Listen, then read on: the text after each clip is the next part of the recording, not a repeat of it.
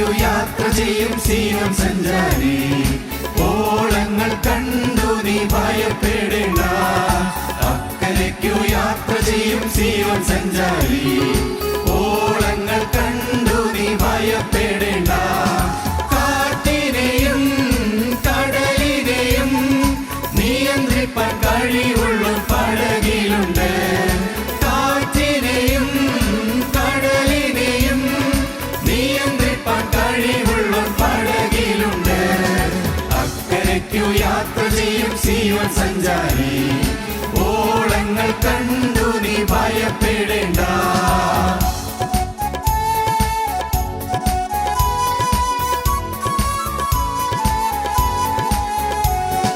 വിശ്വാസമാം പടകിൽ യാത്ര ചെയ്യുമ്പോൾ തണ്ടുവലിച്ചു നീ വലഞ്ഞിടുമ്പോൾ.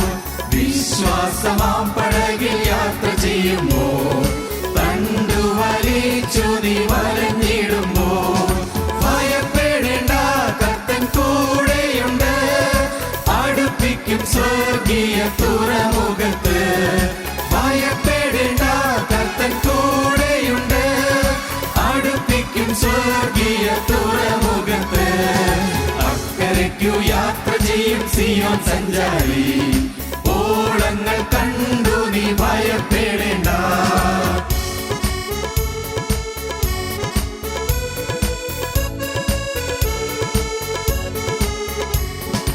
എന്റെ ദേശം ഇവിടെയല്ല, ഇവിടെ ഞാൻ പരദേശവാസിയാണല്ലോ.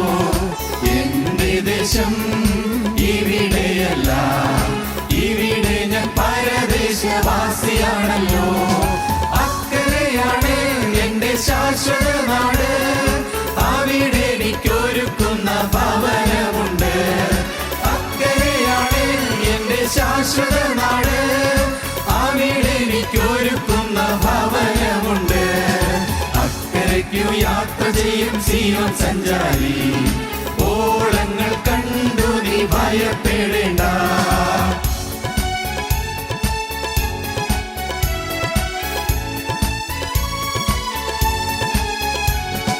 കുഞ്ഞാടതിൻ വിളക്കാണ്, ഇരുളൊരു ലേശവും അവിടെയില്ല.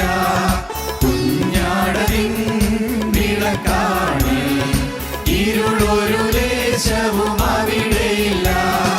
തരുമെനിക്ക് കിരീടമൊന്ന്, ധരിപ്പിക്കും അവനെന്നെ ഉത്സവവസ്ത്രം. തരുമെനിക്ക് കിരീടമൊന്ന്, ധരിപ്പിക്കും അവനെന്നെ ഉത്സവവസ്ത്രം. അക്കരയ്ക്കു യാത്ര ചെയ്യും സീയോൻ സഞ്ചാരി, ഓളങ്ങൾ കണ്ടു നീ ഭയപ്പെടേണ്ട. അക്കരയ്ക്കു യാത്ര ചെയ്യും സീയോൻ സഞ്ചാരി, ഓളങ്ങൾ കണ്ടു നീ ഭയപ്പെടേണ്ട.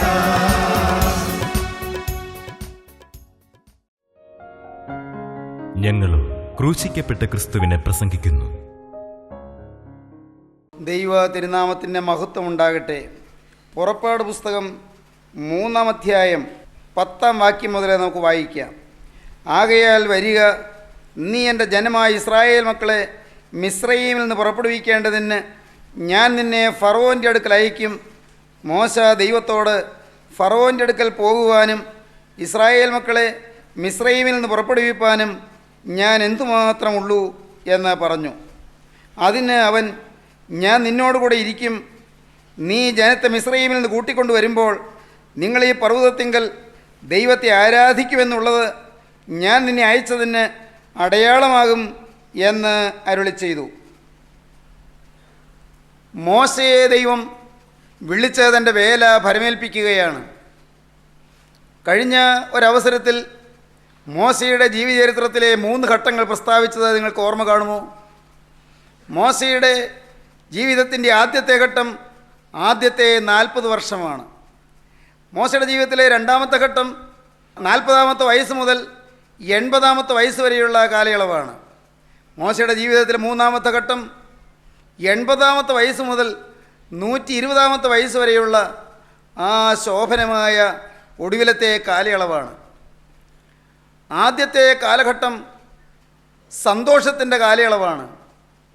കൊട്ടാരത്തിൽ രാജകുമാരനായി വാഴുന്ന കാലമാണ്. അന്ന് എവിടെയും സ്വീകരണം, എല്ലാവരുടെ ഇടയിൽ അംഗീകരണം, എല്ലാവരുടെ ഇടയിൽ ബഹുമാനം. രാജകൊട്ടാരത്തിൽ എല്ലാ സന്തോഷങ്ങളും സൗഭാഗ്യങ്ങളും പേരും പുകഴ്ചയും പെരുമയും എല്ലാ നന്മകളും എല്ലാ ഐശ്വര്യ വിഭൂതികളും. എന്നാൽ മോശയുടെ രണ്ടാമത്തെ ജീവിതഘട്ടം 40-ാമത്തെ വയസ്സ് മുതൽ 80-ാമത്തെ വയസ്സ് വരെയുള്ള കാലയളവ് അത് ഭയപ്പാടിൻ്റെ കാലയളവാണ്. അത് ദുരിതം നിറഞ്ഞ കാലയളവാണെന്ന് വേണമെങ്കിൽ പറയാം. വളരെ യാതനയിലും ദുഃഖത്തിലും ഞെരുക്കത്തിലും ആകുലത്തിലും കഴിയുന്ന കാലം, സ്വന്തം നാട്ടിൽ നിന്ന് അകന്ന് പാർക്കുന്ന കാലം. രാജകൊട്ടാരത്തിൽ വളർന്ന് രാജകുമാരനെ പോലെ വളർന്നു ബാല്യക്കാരൻ അവനിന്ന് യുവാവായി, അവൻ നല്ല പ്രൗഢനായി തീർന്നു. പക്ഷേ അവൻ ഇന്ന് ഭയപ്പാടിന് അടിമയായി തീർന്നു. രാജാവിൻ്റെ കോപം അവനെ വാസ്തവത്തിൽ അലട്ടുകയുണ്ടായി. അവൻ അവിടെ നിന്ന് മരണഭീതിയോടെ ഓടി മിദ്യാനിൽ പോയി പാർത്തു. അമ്മായിയപ്പൻ്റെ വീട്ടിൽ, ഭാര്യയുടെ വീട്ടിൽ അവിടുത്തെ ആടുനോട്ടക്കാരനായി അവൻ ജീവിക്കേണ്ടി വന്നു. സീനായി മലയുടെ ചെരുവിലൂടെ ആടുകളെ നോക്കിക്കൊണ്ട് നടക്കുമ്പോൾ മോശ നെടുവീർപ്പോടെ ചിന്തിക്കും.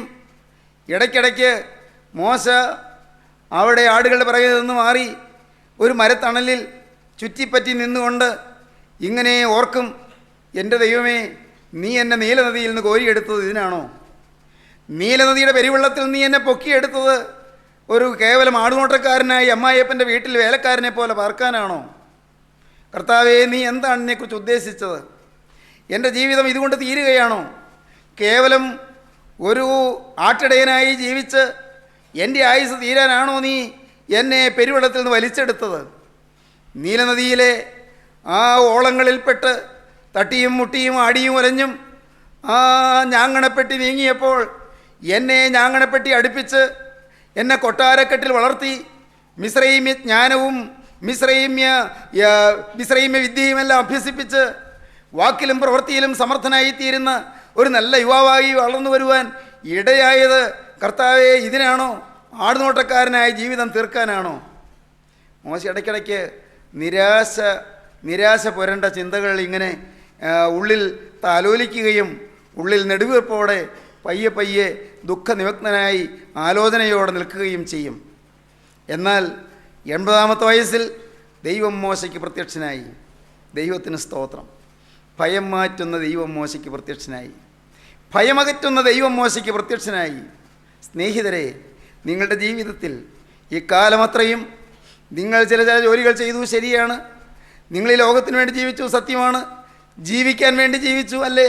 ജീവിക്കാൻ വേണ്ടി ജീവിച്ചു.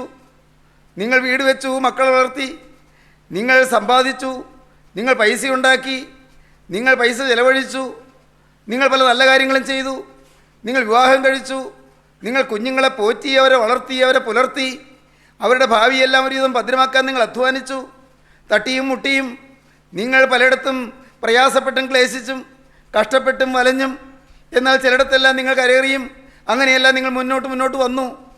എത്ര സംഭവ ബഹുലമായിരുന്നു നിങ്ങളുടെ ജീവിതം! ഒന്ന് നിങ്ങൾ തിരിഞ്ഞു നോക്കൂ, ഒന്ന് പിറകിലേക്ക് നോക്കൂ. എന്ത് സംഭവ ബഹുലമായ ജീവിതം! ദൈവത്തിന് സ്തോത്രം.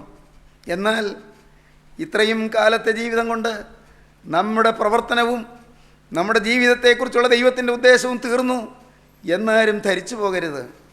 ഉന്നതമായ, ശോഭനമായ, അത്യുദാത്തമായ നല്ല കാലങ്ങൾ ദൈവം നമുക്ക് വേണ്ടി കരുതി വച്ചിരിക്കുകയാണ്. വെറുതെ നിങ്ങളെ വ്യാമോഹിപ്പിക്കാൻ പറയുകയല്ല. പ്രിയപ്പെട്ടവരെ, നിങ്ങൾക്ക് ജീവനുള്ള ദൈവത്തിൻ്റെ പ്രത്യാശയുടെ ദൂത് തരികയാണ്. നിങ്ങളെക്കുറിച്ച് സ്വർഗസ്ഥനായ ദൈവത്തിന് വലിയ കർമ്മപരിപാടികളുണ്ട്, വലിയ കാര്യപരിപാടികളുണ്ട്. ദൈവത്തിന് ഉയർന്ന സ്കീമുകളുണ്ട് നിങ്ങളെക്കുറിച്ച്. അത്യന്തം ഉന്നതമായ ചില പദ്ധതികൾ ദൈവം നിങ്ങളെക്കുറിച്ച് വെച്ച് പുലർത്തുന്നുണ്ട്.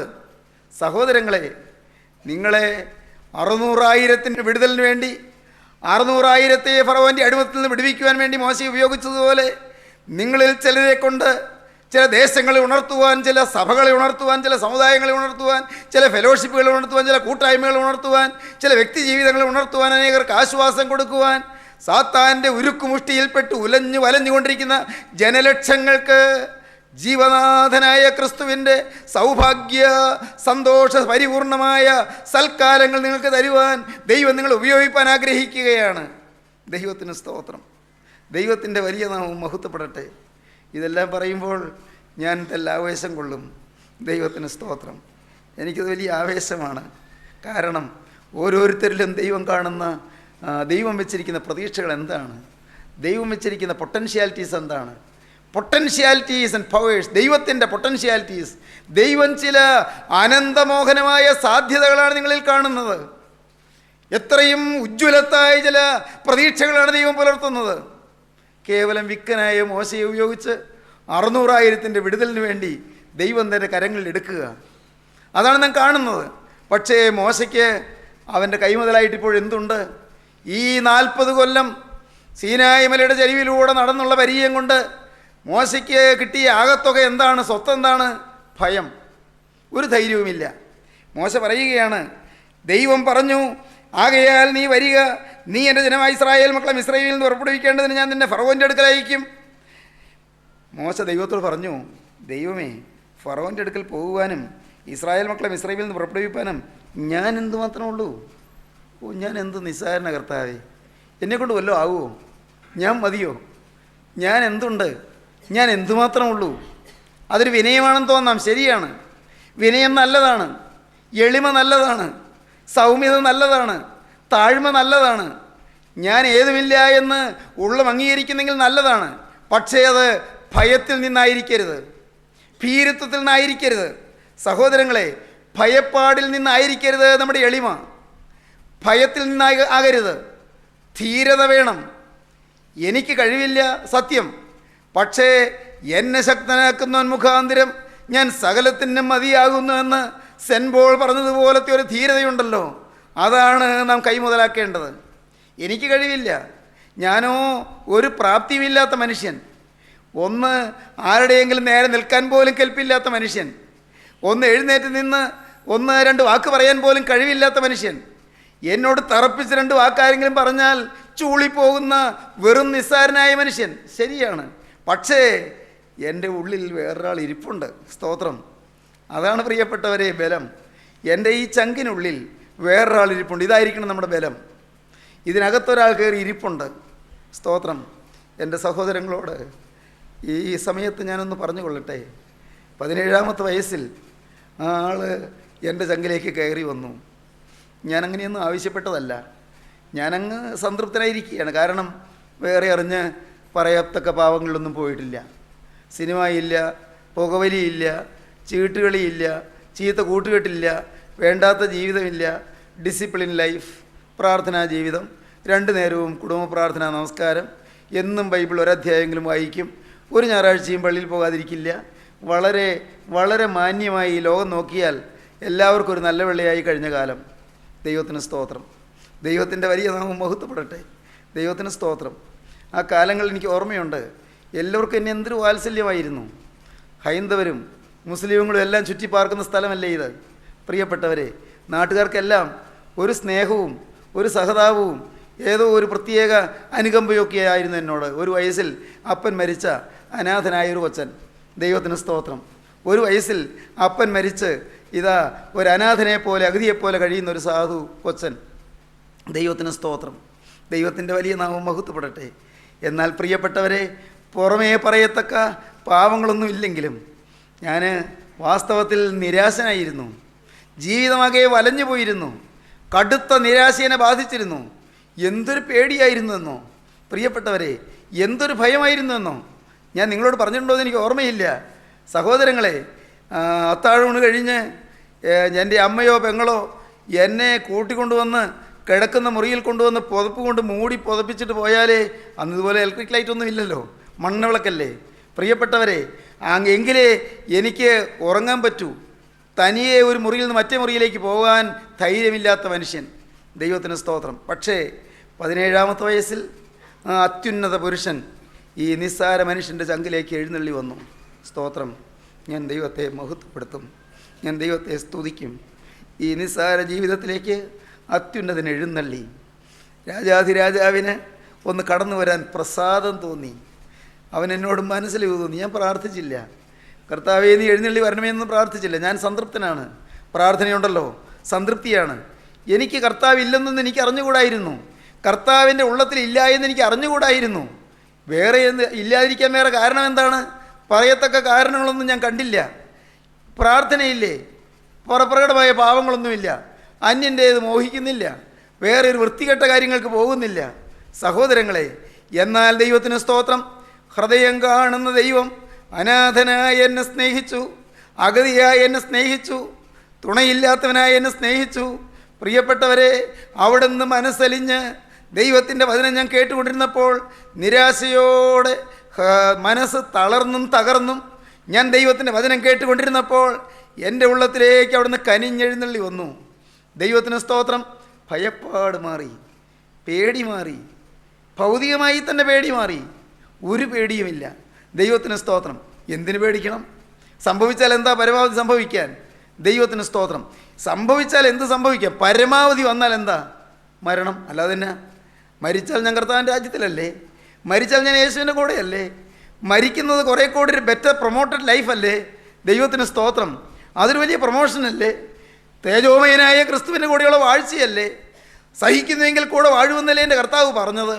എന്തൊരു ധൈര്യമായിരുന്നു പ്രിയപ്പെട്ടവരെ, എന്തൊരു പ്രത്യാശയായിരുന്നു. സ്നേഹിതരെ, ഇന്ന് ഇപ്പോൾ ഞാൻ നിങ്ങളോട് പറയട്ടെ, നിങ്ങളുടെ ജീവിതത്തിൽ ഏത് സമയത്ത് കടന്നു പോയാലും കൂസലില്ലാതെ കടന്നു പോകണമെങ്കിൽ നിങ്ങളുടെ ഹൃദയത്തിൽ ക്രിസ്തു ഉണ്ടായിരിക്കണം. ക്രിസ്തു ഉള്ള ജീവിതം. ഭയപ്പാട് മാറിപ്പോകും. ഒന്നും നിങ്ങളെ അലട്ടുകയില്ല, ഒരു ഭീരുത്വം നിങ്ങളെ തടുക്കുകയില്ല. നിങ്ങളുടെ മുന്നേറ്റത്തെ തടുക്കുവാൻ ഒരു ശക്തിക്കും സാധ്യമല്ല. യേശുക്രിസ്തു നിങ്ങളുടെ നാഥനായി, നിങ്ങളുടെ കർത്താവായി, നിങ്ങളുടെ ഉടയവനായി, നിങ്ങളുടെ ഇടയനായി, നിങ്ങളുടെ ഉടമസ്ഥനായി, നിങ്ങളുടെ രക്ഷകർത്താവായി അവിടെ നിന്ന് നിങ്ങളുടെ ഹൃദയത്തിൽ വാഴുമ്പോൾ നിങ്ങൾ ഭാഗ്യശാലികളാണ് പ്രിയപ്പെട്ടവരെ. ഓ ദൈവത്തിന് സ്തോത്രം. തലചായ്പാൻ ഇടയില്ലാത്തവൻ. ഓ ദൈവത്തിന് സ്തോത്രം. അവനിതാ മകനെ നിൻ്റെ ഹൃദയത്തിൽ തലചായ്പാൻ കൊതിച്ചുകൊണ്ട് ഇന്നിപ്പോൾ നിൻ്റെ അരികത്തേക്ക് വന്നിട്ടുണ്ട്. മകളെ നിൻ്റെ അരികത്ത് അവൻ വന്ന് നിൽക്കുന്നുണ്ട്. നിൻ്റെ ഹൃദയത്തിൽ വാഴാൻ അവന് താല്പര്യമാണ്. നിന്നെ തിരഞ്ഞെടുക്കാൻ അവൻ ആഗ്രഹമാണ്. സ്തോത്രം. ലോകം നിന്നെ കണക്കാക്കുന്നില്ല. ലോകത്തിന് നിന്നെ ഒരു വിലയുമില്ല. സ്വന്തം ഭർത്താവിന് പോലും വിലയുണ്ടോ? സ്വന്തം ഭാര്യയ്ക്ക് വലിയ വിലയുണ്ടെന്ന വിചാരം? മക്കൾക്ക് വിലയുണ്ടോ? മാതാപിതാക്കൾക്ക് വിലയുണ്ടോ? കൂടെ ജോലി ചെയ്യുന്നവർക്ക് വിലയുണ്ടോ? നിങ്ങളുടെ സുപ്പീരിയർ ഓഫീസേഴ്സിന് വിലയുണ്ടോ? അല്ല, നിങ്ങളുടെ കൂടെ, നിങ്ങളുടെ കീഴെ ജോലി ചെയ്യുന്ന നിങ്ങളുടെ കൂടെയുള്ളവർക്ക് വിലയുണ്ടോ? ആർക്കും വിലയില്ലാത്തവൻ. ഹല്ലേലൂയ, ദൈവത്തിന് സ്തോത്രം. വിലയില്ലാത്തവനെ വിലയുള്ളവനാക്കി മാനിക്കുന്ന ഒരു ദൈവം ജീവിക്കുന്നുണ്ട്. വിലകെട്ടവനെ വിലമതിക്കുന്ന ഒരു ദൈവം ജീവിക്കുന്നുണ്ട്. ദൈവമക്കളെ, നിങ്ങൾ വിശ്വസിക്കൂ. ആർക്കും വേണ്ടാത്തവനെ എനിക്ക് വേണമെന്ന് പറയുന്ന ക്രിസ്തു ജീവിക്കുന്നുണ്ട്. ഹോസന്ന പെരുന്നാളിൻ്റെ സന്ദേശം എന്താണ്? അതിനെ അഴിച്ചുവിടുന്നത് എന്തിനെന്ന് ആരെങ്കിലും നിങ്ങളോട് ചോദിച്ചാൽ ഞങ്ങളുടെ കർത്താവിന് ഇതിനെ കൊണ്ട് ആവശ്യമുണ്ട് എന്ന് പറയുവീൻ. സ്നേഹിതരെ, നിങ്ങളുടെ ഭയപ്പാട് മാറ്റുന്നത് എന്തിനാണെന്നറിയാമോ?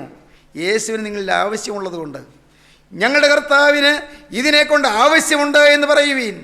ദൈവത്തിന് സ്തോത്രം. മോശ പറഞ്ഞു, എൻ്റെ കർത്താവേ ഞാൻ എന്തുള്ളൂ? താഴ്മയാണ്, ശരി, നല്ലതാണ്. പക്ഷേ മോശയ്ക്ക് ആ താഴ്മയുടെ വാസ്തവത്തിൽ അതിൻ്റെ പിന്നിലുള്ളത് ഭയമാണ്. ഞാൻ ഫറവോൻ്റെ മുമ്പിൽ ചെല്ലുമ്പോൾ പഴയ കഥ വല്ല ഓർത്ത് തന്നെ ഉപദ്രവിക്കുമോ? പണ്ട് ഞാൻ മിസ്രൈമിൽ നിന്ന് 40 വർഷം മുമ്പ് ഓടിപ്പോരുമ്പോൾ അന്ന് ഒരാളെ കൊന്നിട്ടല്ലേ പോകുന്നത്.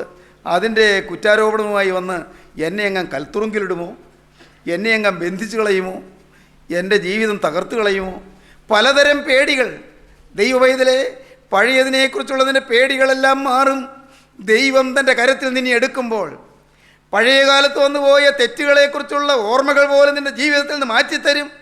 പഴയ ജീവിതത്തിൽ വന്നുപോയ പാപങ്ങളെക്കുറിച്ചുള്ളതായ നിങ്ങളുടെ ഭീരുത്വങ്ങൾ പോലും നിങ്ങളുടെ ഹൃദയത്തിൽ നിന്ന് മാറ്റിത്തരും. പാപബോധം നിങ്ങൾക്ക് തന്നിട്ട് പാപം നിങ്ങൾക്ക് കഴുകിത്തരും. പാപബോധം തരുന്നത് നിങ്ങളെ ഭീഷണിപ്പെടുത്താനല്ല, പാപത്തെക്കുറിച്ചും കുറ്റത്തെക്കുറിച്ചും നിങ്ങൾക്ക് ഓർമ്മ തരുന്നത് നിങ്ങളെ ഭയപ്പെടുത്താനല്ല. ആ പാപബോധം നിങ്ങളുടെ ഹൃദയത്തിൽ തന്നിട്ട് പാപത്തിൻ്റെ കറ നിങ്ങൾക്ക് മായ്ച്ചു തരാനാണ്. പാപക്കറ മായ്ച്ചു തരുന്ന സ്നേഹം, കറ കളഞ്ഞ് നിങ്ങളെ ശുദ്ധീകരിക്കുന്ന സ്നേഹം. കഴിഞ്ഞകാല പാപത്തെ ഓർത്ത് എൻ്റെ പ്രിയപ്പെട്ടവരെ നിങ്ങളാരും ഭയപ്പെടണ്ട. പണ്ട് കാലത്ത് ചില കാര്യങ്ങൾ സംഭവിച്ചു, അതിലേക്ക് തിരിഞ്ഞു നോക്കി നിങ്ങളാരും നെടുവീർപ്പെടേണ്ട, നിങ്ങൾ നിരാശപ്പെടേണ്ട. കാരണം പാപത്തിൻ്റെ പരിഹാരം കർത്താവായ യേശു ക്രൂശിൽ നിർവഹിച്ചു കഴിഞ്ഞു. നിവൃത്തിയായി എന്ന് യേശു ക്രിസ്തു ക്രൂശിന്മേൽ പറഞ്ഞു കഴിഞ്ഞു. It is finished. അത് നിവൃത്തിയായി, അത് പൂർത്തീകരിച്ചിരിക്കുന്നെന്ന് കർത്താവ് ക്രൂശിന്മേൽ 6-ാമത്തെ തിരുമൊഴിയായി പറഞ്ഞു കഴിഞ്ഞു. പ്രിയപ്പെട്ടവരെ, എങ്കിൽ നിങ്ങളിപ്പോൾ ഓർക്കൂ, യേശുക്രിസ്തു ക്രൂശിൽ നിവൃത്തിയായി എന്ന് പറഞ്ഞത് എൻ്റെ രക്ഷയ്ക്ക് വേണ്ടിയുള്ളത് അവിടുന്ന് പൂർത്തീകരിച്ചു എന്നാണ്. മകനെ, നിന്റെ രക്ഷയ്ക്ക് വേണ്ടിയുള്ളത് ക്രിസ്തു പൂർത്തീകരിച്ചു. മകളെ, നിന്റെ രക്ഷയ്ക്ക് വേണ്ടി വേണ്ടതെല്ലാം ക്രിസ്തു പൂർത്തീകരിച്ചു. സ്വർഗീയ കാര്യപരിപാടി പൂർത്തീകരിച്ചു. മനുഷ്യൻ്റെ രക്ഷയ്ക്ക് വേണ്ടി, മനുഷ്യൻ്റെ സൗഖ്യത്തിന് വേണ്ടി, മനുഷ്യൻ്റെ ഉന്നമനത്തിന് വേണ്ടി, മനുഷ്യൻ്റെ സുസ്ഥിതിക്ക് വേണ്ടി ചെയ്യേണ്ടതെല്ലാം ക്രിസ്തു ചെയ്തു, അവിടുന്ന് പൂർത്തീകരിച്ചു. നിത്യ നരകം മനുഷ്യൻ ഒഴിവാക്കി തരുവാൻ, നിത്യ സ്വർഗത്തിൻ്റെ അവകാശം മനുഷ്യൻ തരുവാൻ ദൈവം ചെയ്യേണ്ടതെല്ലാം ചെയ്ത് തീർത്തിരിക്കുന്നു. It is finish. അത് പൂർത്തീകരിച്ചിരിക്കുന്നു, അത് തികച്ചിരിക്കുന്നു, നിവൃത്തിയായി. ദൈവവൈതലേ, ഇനി നീ ഭയപ്പെടേണ്ട. ദൈവത്തിന് സ്തോത്രം. പക്ഷേ നീ ഒന്ന് ചെയ്യണം. വെട്ടിയെടുത്ത പാറയിലേക്കും കുഴിച്ചെടുത്ത ഖനിഗർഭത്തിലേക്കും തിരിഞ്ഞു നോക്കണം. യെശയ്യാവ് അങ്ങനെയാണ് പറയുന്നത്. നിങ്ങളെ വെട്ടിയെടുത്ത പാറയിലേക്കും നിങ്ങളെ കുഴിച്ചെടുത്ത ഖനിഗർഭത്തിലേക്കും തിരിഞ്ഞു നോക്കുവീൻ. ദൈവത്തിന് സ്തോത്രം. എവിടെ നിന്നാണ് എന്നെ കോരിയെടുത്തത്? ഏതെല്ലാം ബന്ധനങ്ങളായിരുന്നു എനിക്ക് ഉണ്ടായിരുന്നത്? ഞാൻ എവിടെ കിടന്നവളായിരുന്നു? ഏതെല്ലാം അഴുക്കുചാലിലൂടെ നടന്നവനായിരുന്നു? ഏതെല്ലാം കൂട്ടുകെട്ടിൽപ്പെട്ട് നശിച്ചവനായിരുന്നു? ഏതെല്ലാം പാപങ്ങൾക്ക് അടിമയായിരുന്നു? മദ്യപാനം കൊണ്ട് എന്തെല്ലാമാണ് ഞാൻ മുടിച്ചു കളഞ്ഞത്. സൽപ്പേര് കളഞ്ഞു, ആരോഗ്യം കളഞ്ഞു, പണം കളഞ്ഞു, കുടുംബ മഹിമ കളഞ്ഞു, എല്ലാം നഷ്ടപ്പെടുത്തി. മദ്യത്തിന് വേണ്ടിയും അഴുക്ക് ബന്ധങ്ങൾക്ക് വേണ്ടിയും ചീത്ത നടപ്പുകൾക്ക് വേണ്ടിയും എന്തെല്ലാം നശിപ്പിച്ചു. ഇതെല്ലാം ഓർക്കണം. വെട്ടിയെടുത്ത പാറ ഏതാണെന്ന് ഓർക്കണം. വെട്ടിയെടുത്ത പാറയിലേക്കും കുഴിച്ചെടുത്ത ഖനിഗർഭത്തിലേക്കും തിരിഞ്ഞു നോക്കുവീനെന്ന് യെശയ്യാ പ്രവാചകന്റെ പുസ്തകത്തിൽ നാം വായിക്കുന്നുണ്ട്. യെശയ്യാ പ്രവാചകന്റെ പുസ്തകം 51-ാം അധ്യായം. നീതിയെ പിന്തുടരുന്നവരും യഹോവയെ അന്വേഷിക്കുന്നവരുമായുള്ളവരെ, എൻ്റെ വാക്ക് കേൾപ്പീൻ. നിങ്ങളെ വെട്ടിയെടുത്ത പാറയിലേക്കും നിങ്ങളെ കുഴിച്ചെടുത്ത ഖനിഗർഭത്തിലേക്കും തിരിഞ്ഞു നോക്കുവീൻ. ദൈവത്തിന് സ്തോത്രം. എവിടെ നിന്നാണ് നിങ്ങളെ കുഴിച്ചെടുത്തത്? എവിടെ നിന്നാണ് നിങ്ങൾ വെട്ടിയെടുത്തത്? അത് മറക്കരുത്. ഞാൻ ആരായിരുന്നു? എൻ്റെ രക്തത്തിലുള്ള പാപങ്ങൾ എന്തെല്ലാമായിരുന്നു? എൻ്റെ ഈ മാംസത്തിൽ അലിഞ്ഞു നിന്ന പാപങ്ങൾ എന്തെല്ലാമായിരുന്നു? എൻ്റെ സ്വഭാവത്തിൽ ലയിച്ചു പോയ പാപങ്ങൾ എന്തെല്ലാമായിരുന്നു? ഓരോരുത്തരും അതറിയണം. അതറിയുമ്പോൾ അപ്പോഴാണ് ഭയം മാറുന്നത്. ഇത്രയും ഹീനഭാവിയായ എന്നെ ക്രൂസിലെ സ്നേഹത്താൽ സ്നേഹിച്ച രക്ഷക, ഇത്രയും ഘോരപാതകിയായ എന്നെ ക്രൂസിലെ മരണത്തോളം സ്നേഹിച്ചെനിക്ക് വേണ്ടി ജീവൻ വെടിഞ്ഞ രക്ഷക, ഇനിയും നിന്നെ സ്നേഹിച്ചുള്ള ജീവിതമേ എനിക്കുള്ളൂ. നിന്നെ പ്രസാദിപ്പിച്ചുള്ള ജീവിതമാണ് ഇനി എൻ്റെ ജീവിതത്തിൻ്റെ ഓരോ സെക്കൻഡും. ദൈവത്തിന് സ്തോത്രം. ഓരോ നിമിഷവും കർത്താവേ, ഇനി നിന്നെ കൂടാതെ ഒരു ജീവിതം എനിക്കില്ല. ദൈവത്തിൻ്റെ വലിയ നാമം മഹത്വപ്പെടട്ടെ. എന്തൊരു ധൈര്യമാണെന്നോ, എന്തൊരു പ്രാഗൽഭ്യമാണെന്നോ, എന്തൊരു പ്രത്യാശയാണെന്നോ. എൻ്റെ ബഹുമാന്യ സ്നേഹിതരെ, നിങ്ങളോട് പറയട്ടെ, നിങ്ങൾക്ക് വേണമോ ഈ ധൈര്യം? നിങ്ങൾക്ക് വേണമോ ഈ സ്നേഹം? നിങ്ങൾക്ക് വേണമോ ഈ ഭയഹീനമായ അവസ്ഥ, ഭയരഹിതമായ അവസ്ഥ, ഭയമില്ലാത്തതായ അവസ്ഥ, ഭയം മാറുന്ന അവസ്ഥ? ഭയം മാറും. ധാന്യവുമേഞ്ഞ് വർദ്ധിച്ചപ്പോൾ അവർക്കുണ്ടായതിലും അധികം സന്തോഷം നീ എൻ്റെ ഹൃദയത്തിൽ നൽകിയിരിക്കുന്നു. ഞാൻ സമാധാനത്തോടെ കിടന്നുറങ്ങും. നീയല്ലോ യഹോവയെ നിർഭയം വസിക്കുമാറാക്കുന്നത്. ദാവീദ് ഒരിക്കൽ പറഞ്ഞു, യഹോവ എൻ്റെ വെളിച്ചവും എൻ്റെ രക്ഷയുമാകുന്നു. ഞാൻ ആരെ ഭയപ്പെടും? യഹോവ എൻ്റെ ജീവൻ്റെ ബലം. ഞാൻ ആരെ പേടിക്കും? എൻ്റെ വൈരികളും ശത്രുക്കളുമായ ദുഷ്കർമ്മികൾ എൻ്റെ മാംസം തിന്നുവാൻ എന്നോട് അടുക്കുമ്പോൾ ഇടറി വീഴും. ഒരു സൈന്യം എൻ്റെ നേരെ പാളയിറങ്ങിയാലും എൻ്റെ ഹൃദയം ഭയപ്പെടുകയില്ല. എനിക്ക് യുദ്ധം നേരിട്ടാലും ഞാൻ നിർഭയനായിരിക്കും. എന്താ കാര്യം? ഞാൻ യഹോവയോടൊരു കാര്യം അപേക്ഷിച്ചു, അത് തന്നെ ഞാൻ ആഗ്രഹിക്കുന്നു. വേറെ ഒന്നും എനിക്ക് ഉദ്ദേശമില്ല. ഒറ്റയ്ക്കൊരു കാര്യം, യഹോവയുടെ മനോഹരത്വം കാണുവാനും അവൻ്റെ മന്ദിരത്തിൽ ധ്യാനിപ്പാനും. എൻ്റെ ആയുഷ്കാലമൊക്കെ ഞാൻ യഹോവയുടെ ആലയത്തിൽ പാർക്കേണ്ടതിന് തന്നെ. ആയുഷ്കാലം മുഴുവൻ I must be with Jesus. ദൈവത്തോടു കൂടെ ആയിരിക്കണം, എൻ്റെ കർത്താവിനോട് കൂടെ ആയിരിക്കണം. ഒരു സെക്കൻഡ് പോലും വിട്ടുപോകാൻ പാടില്ല. എൻ്റെ ആയുഷ്കാലമൊക്കെയും ഞാൻ യഹോവയുടെ ആലയത്തിൽ പാർക്കേണ്ടതിന് തന്നെ. അപ്പോഴാണ് അനർത്ഥ ദിവസത്തിൽ അവൻ തൻ്റെ കൂടാരത്തിന് ഒളിപ്പിക്കും, തിരുനിവാസത്തിൻ്റെ മറവിൽ എന്നെ മറയ്ക്കും, പാറമേലിനെ ഉയർത്തും. ഇപ്പോൾ എൻ്റെ ചുറ്റുമുള്ള ശത്രുക്കളുടെ മേൽ എൻ്റെ തല ഉയരും. ഞാൻ അവൻ്റെ കൂടാരത്തിൽ ജയഘോഷയാഗങ്ങൾ അർപ്പിക്കും. ഈ ഭാഗ്യം നിങ്ങൾക്ക് വേണമോ പ്രിയരെ? ഭയം മാറുന്ന ഭാഗ്യം. മോശയെക്കുറിച്ച് ഇനിയും നമുക്ക് ചിന്തിക്കാനുണ്ട്. ദൈവം കൃപ തരുന്ന അടുത്ത പ്രാവശ്യം നമുക്ക് ഇനിയും ചിന്തിക്കാം. മോശ ഭയമില്ലാത്ത ജീവിതത്തിലേക്ക് വന്നതുപോലെ, ദാവീദ് ഭയം വിട്ടുള്ള ജീവിതത്തിലേക്ക് വന്നതുപോലെ, ഇന്ന് ഈ വാക്കുകളെ കേൾക്കുന്ന നിങ്ങൾ ഓരോരുത്തരും ഭയത്തിൻ്റെ ഭയാനകമായ ബാധയിൽ നിന്നും വ്യാധിയിൽ നിന്നും മോചനം പ്രാപിച്ച് ഭയമില്ലാത്ത സമാധാനത്തിൻ്റെയും സന്തോഷത്തിൻ്റെയും സംതൃപ്തിയുടെയും പുതുജീവിതം നേടുവാൻ സ്വർഗത്തിലെ ദൈവം നിങ്ങളെ ആഹ്വാനം ചെയ്യുകയാണ്.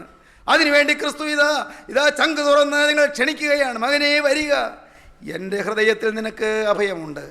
മകളെ വരിക, എൻ്റെ തുറന്ന ചങ്കിൽ തുറന്ന മാറിൽ മകളെ നിനക്ക് സങ്കേതമുണ്ട്. നീ അലഞ്ഞു തിരിയണ്ട, നീ നിരാശപ്പെടണ്ട, ഞാൻ അനാഥനെന്ന് നീ പറയണ്ട, എനിക്ക് ആരുമില്ലെന്ന് നീ ചിന്തിക്കണ്ട. നിൻ്റെ ഭയപ്പാട് മാറ്റാൻ യേശു വന്ന് നിൽക്കുന്നു. സ്നേഹിതരെ, നിങ്ങളുടെ ഹൃദയം ഇപ്പോൾ തുറക്കുമോ?